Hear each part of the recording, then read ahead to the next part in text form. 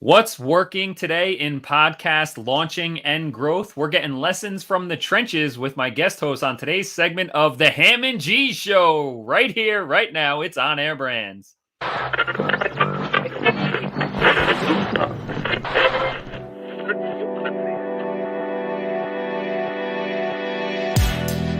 now tuned in to the On Air Brands podcast.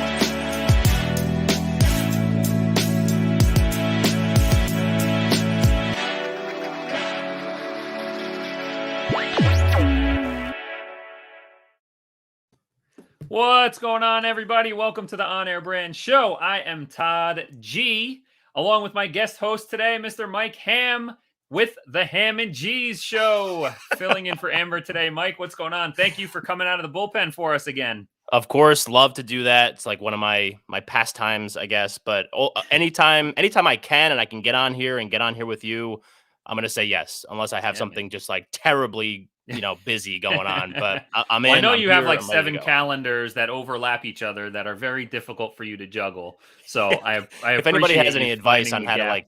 to syncing calendars, that would be great because I am the worst. So Yeah. But you do have so much time on your hands that you did launch another podcast since the last time you were on. So I'm excited today to dive into what you've been up to and what's working for you with your main show, The Morning Spotlight, which is the show that you started and run for your title insurance business. And then what you learned from that, and then launch this new show, Greetings from the Garden State. So you're over 100 episodes in, well over 100 now, plus 60 mini episodes from pre-show. So you're pushing down 200 podcast episodes in the last like 18 months or so, something like that. And so what's going on out there? Like, give us a rundown of the last few months of 2021 and the Morning Spotlight, what you've seen, in terms of getting your guests, getting more reach and engagement. What's your audience feeling like these days? How's it going? it's going. So I mean, like you said, I started the Morning Spotlight back in May of 2020. 2020, yeah. Time's a blur over the last couple years. I feel like last year was like the last 2 years was like 1 year. Yeah, I had yesterday I recorded with Rhino Julie, who on our nice. brand knows Rhino Julie, and I was talking to her and I was like, "Oh yeah, I started this show like for real in July of last year," and she's like, "Wow, that many episodes since then." I'm like, "Wait a minute, no, I like that. I had a whole other year before that, but I totally forgot because it's just like it all blends together." But yeah, so was the Morning Spotlight today? We launched our 123rd episode, so we've done a lot. Awesome, Thank you. Appreciate awesome. that. Very major accomplishment. Yeah. I was excited about it. We did take a few weeks off at the end of the year last year just because it's around the holidays, and I just launched, like you said, in October, a new show and was trying to like push that one a little bit. So I gave myself a little break on the Morning Spotlight. Well deserved. Breakneck speed for basically a year, doing an episode a week, 2 episodes a week for a good portion of 2021. But it's one of those things where like when I started, it was difficult to kind of push my Morning Spotlight brand in front of people just because like I was new to it. I didn't really know what I was doing. I was just kind of making it up as I go, and then get cut to, probably beginning of last year, end of 2020, beginning of 2021, starting with the PodMax stuff and then kind of snowballing through Clubhouse and all the stuff that I was doing last year. I just started to gain a little bit of momentum with it. So social media started growing a little bit, started attracting, bigger, I'm not going to say better guests because the original guests were still great, but just more access because all of a sudden now you have a little bit of a, some cachet when you walk into a room, quote in quotes, and be like, "Oh, I host the Morning Spotlight," and people check it out and they're like, "Wow," they can go through that list of people that have been on the show, and it's an impressive list. And then I was doing 2 episodes a week. So Tuesdays we were doing real estate business focused podcast to kind of, push my title insurance sales and grow that network and stuff. And then I just really liked it. I liked podcasting. I enjoy it. And I wanted to do something that was a little bit more for me, just like a little passion project. And I'm from New Jersey. I've lived here basically my whole life outside of a couple year stretch when I was coaching. But I was like, why not do a show and highlight local businesses, nonprofits, different places in New Jersey that people may not even know exist. And we started that one in October. And then that one kind of hit the ground running. But it was interesting to kind of start when I started the Morning Spotlight. I really had no background in podcasting at all. Not really Yeah. I did not have. And I had none. There was Zero. not a gray area. It was zero. Right. There was no gray. It was just like black and white. And I was in the wrong version of that. But I didn't even really listen to podcasts before I started the morning Yeah, that's spotlight. crazy to me. Yeah. I just needed something. I needed something to get myself out there. And it's gone through a lot of different iterations. Like you were talking about the mini episodes. And then when we first started, we were doing panels, and it just continued to evolve even until today. And then the Greetings from the Garden State show, that was just an interesting experiment because I had now probably at the time, maybe 100 or so episodes, maybe 110 episodes, maybe somewhere around there. We launched the Garden State show in middle of October. And going from having some knowledge and being like, okay, if I had to start, the morning spotlight again, what would I do? And this one is a little bit different because it's a little more focused on a specific geographical area. So that was a little bit of a challenge. Like, how am I going to figure that out? Because you do a lot of these in person, or you were doing them in person, right? I saw you on the scene. Yeah, that was definitely something, the first time I ever did an in-person interview was at the PodMax studios or the On Air Brand studios, whatever they call them these days. And that was fun. And I've been back there a couple times, first time with Josh and Eric. And then I did one with MC Lobsher. And I think I was back there maybe one other time, I forget. But doing a live show, it's just like such a different energy. And then what I wanted to do with this show was try to highlight, like I said, local businesses, nonprofits, and be there and be able to take some videos, and like the backdrop of the space is the actual space, not my maybe pretend background like I have here. So that if people are watching or listening, they get to kind of experience it along with me. You know what I mean? And that was something that I definitely wanted to do. And I don't have studio space. So I was like, let's just go, So I have I look like a homeless person. I have a cardboard box, I'm just like, hey, I'm here. And I just like pull out all these mics, set them up, and then we just go. So that's been fun, and it's definitely a different experience. Like this is not easy, but you do it, you record it, you have the audio and the video right there. You just put it together and boom, you're done. You don't have to go anywhere. With the new one, it's just like it adds a couple extra steps, a little bit more production. You have to put pants on. I got to put pants on. I am wearing pants right now. It's a little chilly in here. We don't want to turn the heat up too much and, put the gas bill through the roof. So you got to be mindful of these costs. You had to buy extra microphones now that you're going in person. Expenses are I had to get like XLR mics. I couldn't use my USB mic that's anymore. Legit. That's legit. I know. Yeah, like we're big time now. Like a pod mic. Jeez. So you said something earlier, and I just want to clarify and see. So you said when you had the morning spotlight and you started, did you start with one episode a week and then added in a second episode, or was it always two? Well, the first iteration of it, the mini episodes, which were just on LinkedIn, so they weren't really like podcast specific, but we were doing one every weekday. So, but they were only about 5 minutes long. So we were doing 5 a week. So we did that for 12 weeks. So 60 total episodes in that 12-week span. So I got used to doing a lot of them over the course of a short amount of time. When I started the new show, the idea behind it was to do one a week. And so I would get a panel together and all that kind of stuff. And we would sit and talk about real estate stuff. And then every now and then I would get someone that would reach out that might not be, specific to what I was doing. Like, not business related, not, real estate related. But one of the first ones was this guy, Devin Harris, who was an Olympian who was on the first Jamaican bobsled team in the Olympics, which they made the movie Cool Runnings about. Yeah. And so Feel the rhythm. Right, exactly. Feel the rhythm, feel the rhyme.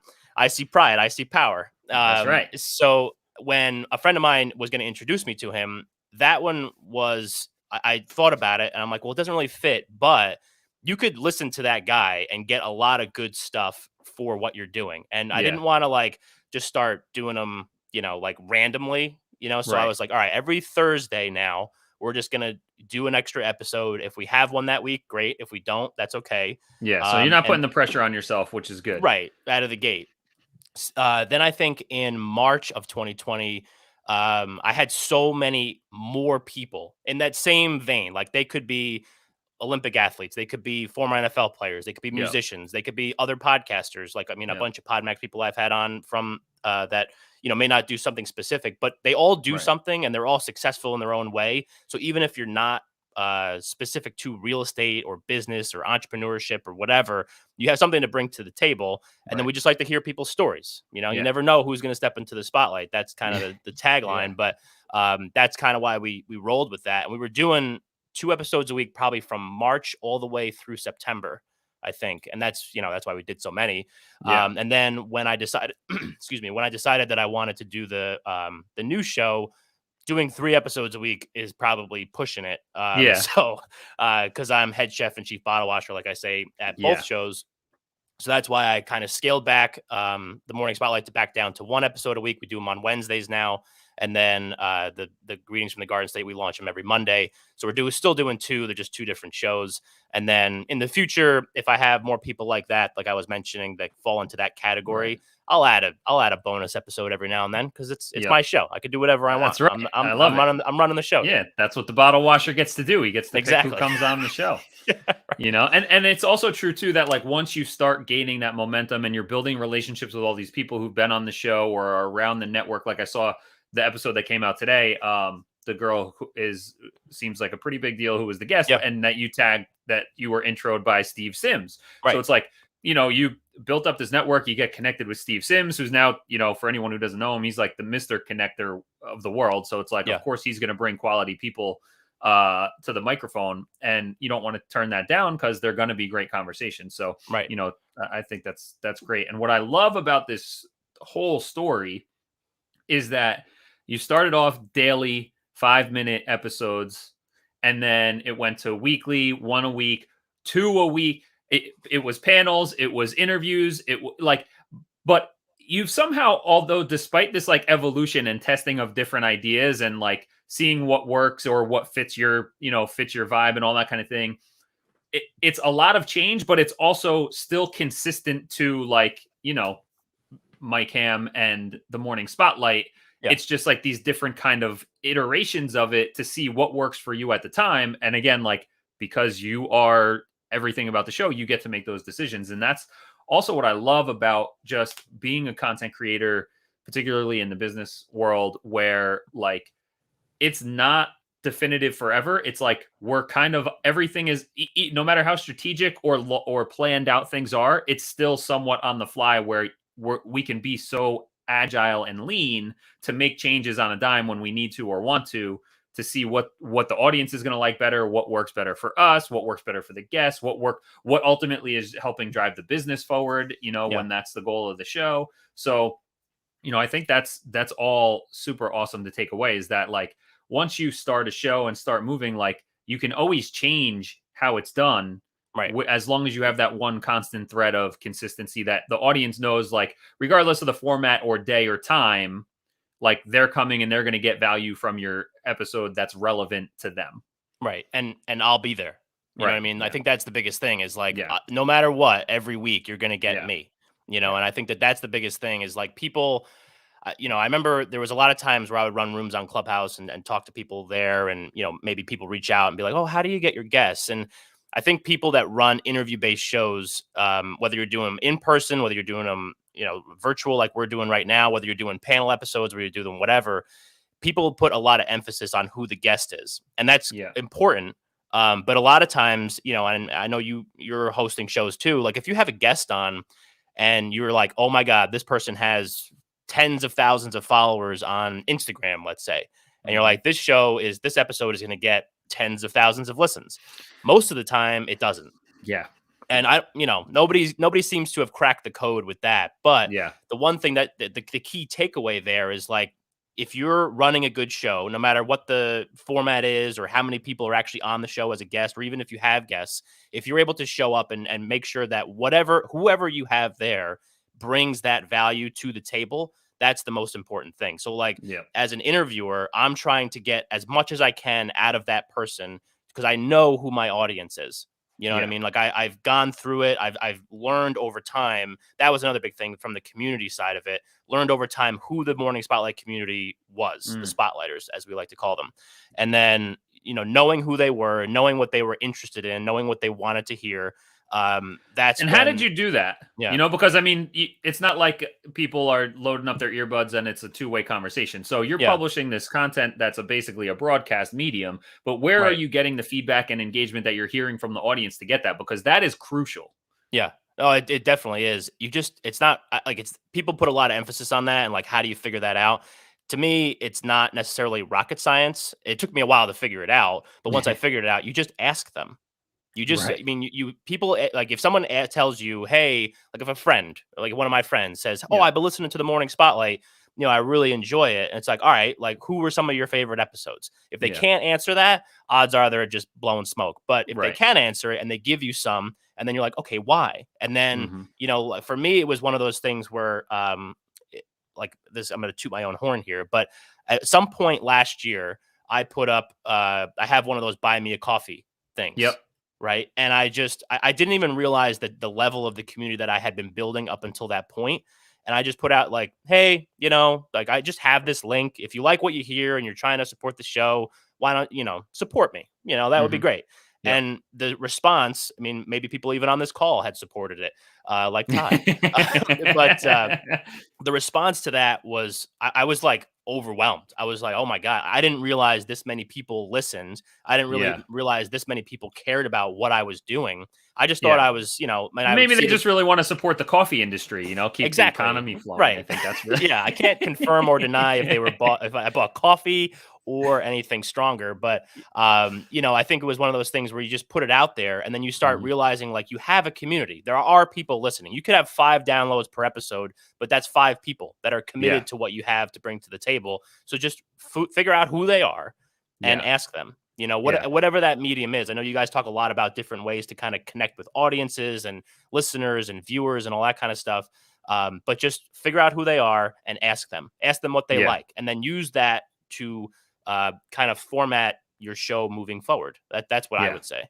Yeah, totally. And you know what? You say like five people does not sound like a lot. And, in the realm of like podcast downloads, maybe it's not. But if you were to sit down at a table with 5 people to buy everybody lunch and ask them what they thought about the show, you're like, maybe I don't want to buy that. All that, Yeah, right. but that's a lot of feedback to get even just from 5 people. If you can get a genuine one-on-one conversation with them to Yeah, learn what they like and don't like and what they want to see more of, I think regardless of how small, it's almost better when it's smaller because I do right. similarly to the big names not getting traction. Like I've over the last few years have worked on some with some global names on stuff that we do, and literally zero of our traction comes from them, and like we have it all trackable, zero. Yeah, And where we get the most traction is like the guy who has a 12-person local meetup, because those 13 people right. get together every week and have a real relationship. And so when the host says like, "Hey gang, this is what we're doing," they're like, "Awesome, sign me up. I'm there."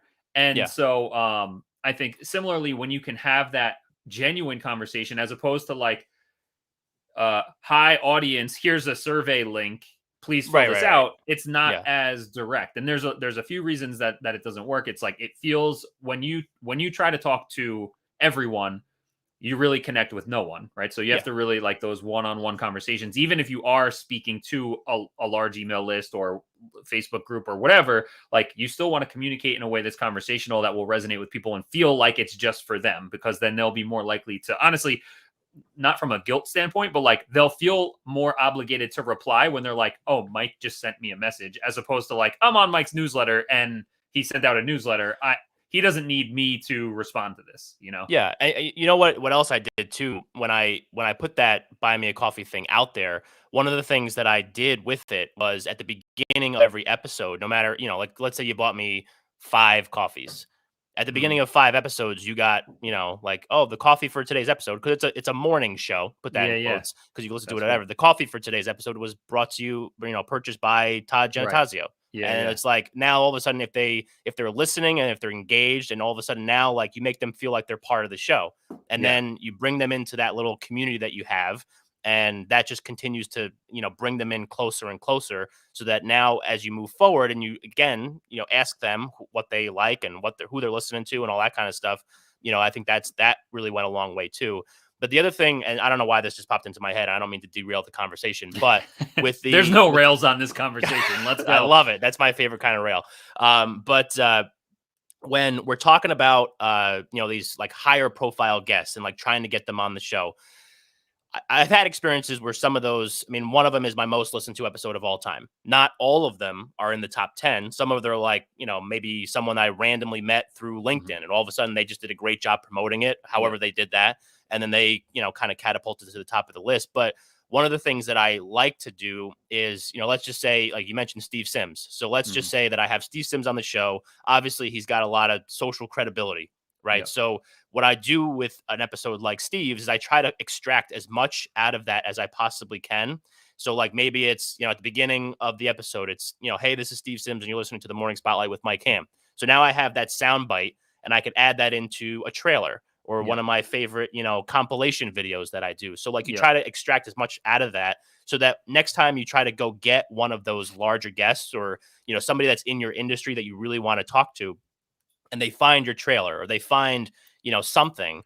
Now all of a sudden they see like, oh my God, they had Steve Sims on the show. They had Jeffrey Hazlett on the show. They had Eric Cabral on the show, stuff like that. And all of a sudden now you start He's to a see tough get, that Eric Cabral. very tough get. I had to really pull teeth to try to get that guy on the show. But, and now all of a sudden, like you have all these people on the show that you can then show. And then that just gives your particular podcast more street cred. It's like, oh, wow, like Mike had these people on the show. That's really cool. I want to be a part of that, guest community now. Yeah. Yeah. You said something before about like, it's you that, you're the one showing up every week on all the episodes and it builds a relationship. And then, we're talking about the more traction, momentum, relationships you get. I'm curious, now that you've been over 100 episodes and you've done all these interviews with people in your industry, the two areas I'm curious how you've seen growth or not is, number one, are you like the Mike Hamm when it comes to title insurance? Like, does your reputation precede you more now that you have this show in the industry as the person like, no brainer, we want to work with him because we know him, we listen to his show, he's like the guy? Like, has it raised you as an authority in the title insurance real estate space? And then secondly, like, how has the relationship building gone, and has that helped with the business growth because of the people you've met through the show? So the first part, excuse me, the first part of that question, I don't know if necessarily like title. I mean, I think title insurance, guy, right? So like coolest guy in title insurance is the tagline. Yeah. So, and and this was just cool to see too. I was at a networking event. I think it was in September or maybe October. I forget. And we were doing like this Palooza, we called it. So it's a group that I'm a part of in Morristown. And what we decided to do was going to have this big event. And I was going to do a live show of the Morning Spotlight at the event with all the people that are part of the group. And there was like 100 and something people at this event.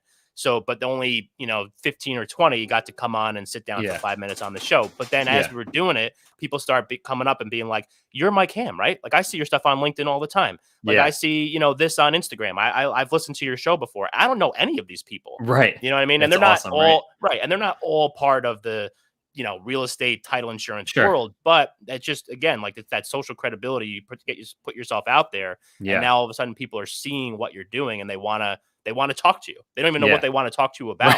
They just, and a lot of times if I have somebody on the show, I'm learning more about them. I'm kind of driving the conversation, asking the questions that I want to ask, but like, value side, I mean, I think a lot of the value comes from the guest and what I'm able to get from them. Yeah. And then, but because you're on there and because you're talking to them, all of a sudden, like now you have elevated yourself. So as far as like, the title insurance guy, I don't know if that's necessarily it, because that's not, I didn't do a very good job at like really defining it out of the gate. It's evolved over time. Coolest guy in title insurance didn't come till probably 6 months in to the actual show. So that's taken some time to evolve. But I think that the presence and just being like a recognizable face, even at an event, just randomly in New Jersey, like in Morristown, a couple people, more than one, and that's as many as you need, just have seen it and they want to talk about it and they want to ask you like what you're doing and do you think that would be good for their business too? And now all of a sudden you're just kind of like an authority figure and you don't even know how that happened. But but that's how I would answer that first part. What was the second part? I forget. The second part was like, have you seen either faster or further relationships and networking because of the show? 100%. Yeah. Yeah. I mean, when my whole job, for people who are unaware of what my job Yeah. actually is I go to lunch, I go to drinks, I go to events, schmooze. I'm a schmoozer. And I just basically try to get you to, when you have a real estate deal, to call me and be like, I need title insurance. That's my job. Obviously, pandemic derailed my whole way of doing business. That's why I started doing the show, just because I need to put myself out there more. And I've just noticed, like, I don't do as many in-person, for a variety of reasons, in-person stuff as maybe I had, done from 2017 to end of 2019. But like, I'm just as present, just as recognizable, just as successful in that business. And it's just a different way of doing it. And then the more I started using the social platforms and the podcasting platforms and all that, and then actually going out, like I was talking about before, now all of a sudden, like, those relationships, it's like I've never even met these people, but they already know me. Yeah. And I think that was the biggest thing. Granted, I'm meeting way more people from around the country, doing Sure. different deals in different parts of the country, and that all that stuff's great.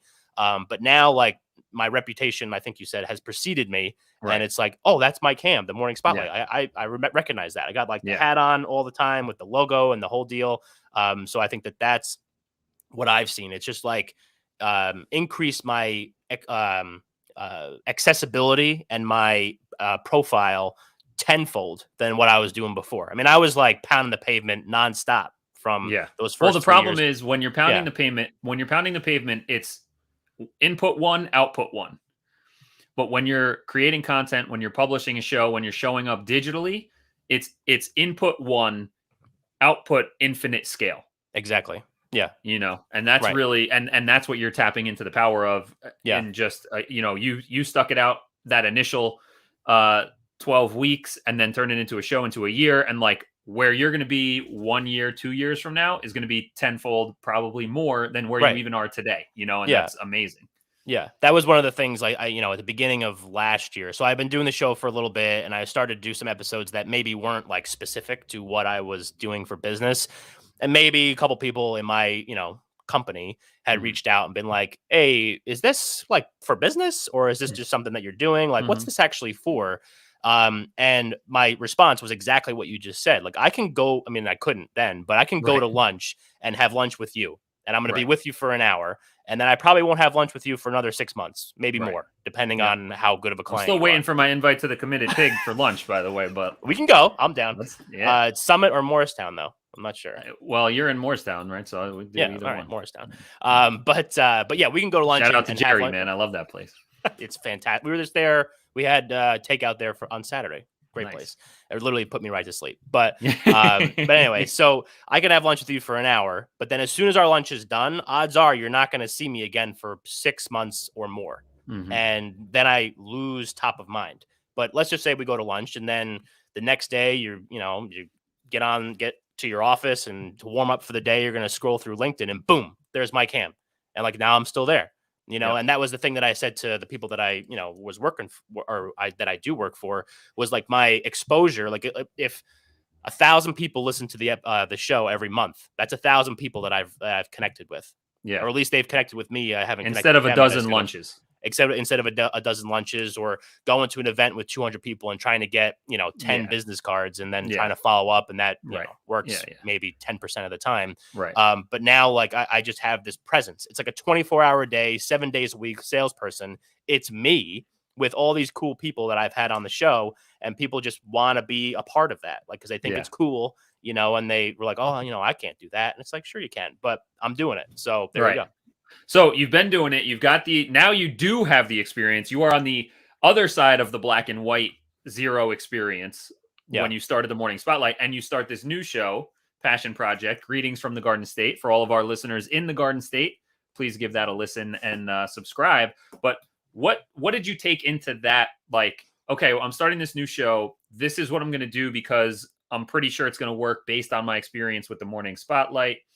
And, what worked versus what didn't. Yeah.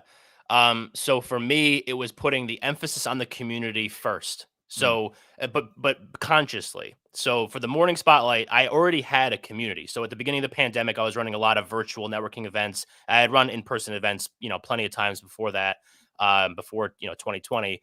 And I started running virtual events right out of the gate. And then was doing them every week. We would get 45 to 50 people every week. And I already had like this little community that I had been growing. And then that's why I started the mini shows. And then that kind of grew. But I didn't realize like what I was doing at the beginning. Like I said, with the buy me a coffee, I didn't realize the community that I had been building, but I already had it. And I had it from something that, I do for work. And then this was just going to kind of parlay that community into the show. But for the Garden State show, granted, I've lived here all my life and I know plenty of people here, but I needed to make an emphasis to grow a community before I actually started the show. So started a Facebook group, and then it was the Greetings from the Garden State Facebook group. If you want to join that, you can. So then it was just reaching out like, hey, this is what we're thinking. This is the kind of the format of the show. Who do you think we should have on the show? And people start sending out like, oh, have, Daddy Maddie's barbecue, have, Brooklyn Square Pizza down in Jackson, have this place. So then it was all of a sudden this thing, where like I was reaching out to these people being like, hey, this is my project. This is who I want to have on the show. This is why, because these community members that I have had recommended you to come on. Yeah. And because my show, The Morning Spotlight, doesn't necessarily target New Jersey, it just targets anybody that could be interested in that topic. So this one I had that I was like, okay, now I need to really double down, create a community, and then give like, what's the value? Like, why would a business owner or a nonprofit, somebody that runs a nonprofit, come on this show and talk to me about what they do? And it's because I have a community, and the community just continues to grow and started, the social stuff, the Instagram, the Facebook, like I said, before I did it. The other show, I did it the opposite. So I started the show and then started the Instagram page, maybe, I don't know how many months later. And then, so I maybe had lost out on connecting with those people because I was just hunting on LinkedIn for those people. And granted, that's where my audience was. But then all of a sudden I started diversifying those audiences and trying to see, maybe there's people here on Instagram, maybe there's people here on Facebook.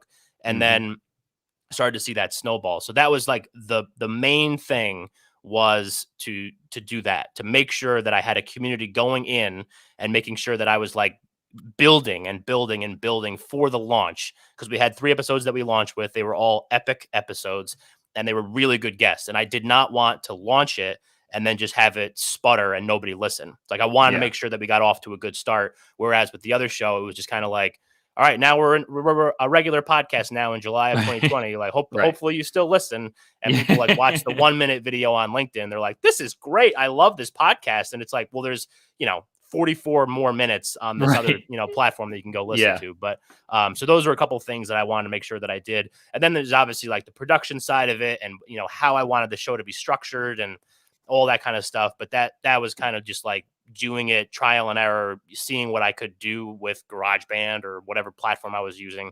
But the community side of it, and then, making sure that I had value to bring to a local geographical community was probably the most important thing that I had to do with the new show.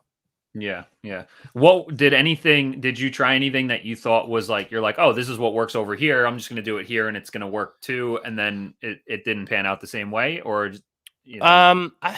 I don't know. The new show just has a different structure. Obviously it's in person. We break it down into segments. So we do some different things that I'll add in post editing, like a today in New Jersey history or a New Jersey fun fact. We'll throw those in there too.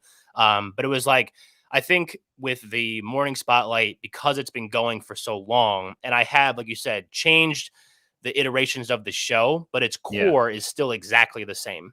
You know what I mean? And what I noticed with the Garden State, the more I listened to that show, because, I'm very vain and I have to listen to myself talk.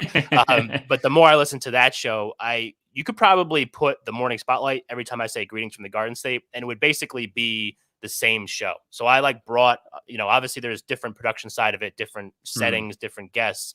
But it's still me. Like, I'm not going to just change what I do. Like, I know the Morning Spotlight worked for what it was. I knew I had to tweak some things with the Garden State show, and that was the production side of it and how I was getting that stuff out there and where the community was.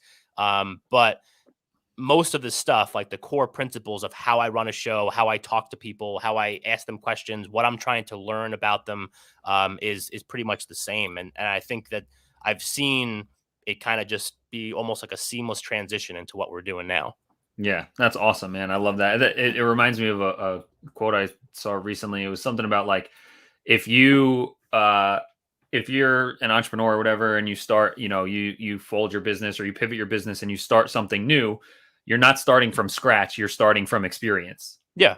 Right. And that's exactly what happened here. And it's like, if people in a year or two are like, oh, the Garden State, like greetings from the Garden State, like, wow, when you launched, you had these great guests and the format's so great. Like, and that was the first episode ever. Like, how was it so good? It's like, well, because it was the 200th episode. This is a, this is just a different show. Yeah. I saw something on like somebody's Instagram story. Like when someone sees what you've done, they're like, wow, that must be nice. And it's like, well, I worked really hard to get it to where it is now and like figure out what works, what doesn't, who to have on, how to talk to them, how to be me, how to host a show, how to ask questions. It's like one of those things where you can't, I know there's plenty of good courses out there on how to like learn how to be a show host and listen to stuff like this and learn from people that maybe have done it a lot. But really it just comes down to, you just have to do it. You have to talk to as many people as you possibly can. And then, when you're in person and doing things like that, that's a little bit different, but you're still those core competencies that you've learned doing a show over the last, year plus, year and a half now, almost 2 years. They're just going to kind of like shine through a little bit. So you got to get the reps in. Exactly. You got to put the reps in. Yeah. And so if you guys are listening and you do want to start your show or you want to start taking your existing show a little more seriously, definitely go to onairbrands.com and talk to Eric Cabral. Wow. Ooh, that was embarrassing. Sorry really about rolled that, R. So go and talk to Eric. That's exactly what we do over at On Air Brands is we help you kind of craft that show, get it launched and get it grown. And Mike, I think you are just a great example of, the getting started, doing it rough, getting the reps in, trying out different stuff and like making it work and making it successful. And so make sure everybody go check out themorningspotlight.com, check out Greetings from the Garden State, subscribe to all his stuff. This is awesome, jam-packed. I got a lot of ideas and notes here for clips I'm going to pull out of here.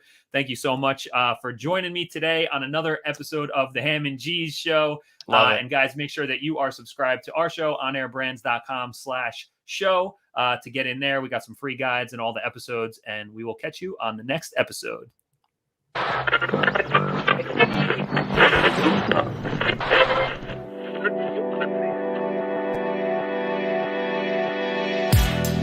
are now tuned in to the On Air Brands